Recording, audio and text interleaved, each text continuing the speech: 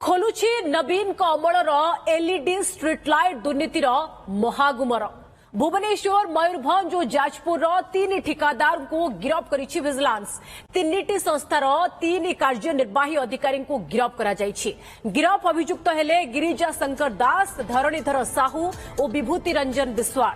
प्राय 3 कोटी टंकार सरकारी अर्थ हेरफेर मामलें समस्त को बांधिछि विजिलेंस।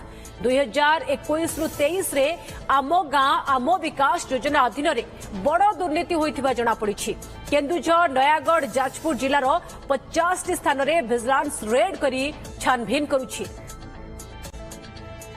एई 3 जिल्लार जॉइंट वेरिफिकेशन करिवारे प्राय 3 कोटी टंकार अर्थ आत्मसात होइथिबार आमको जणा पड़ी अछि।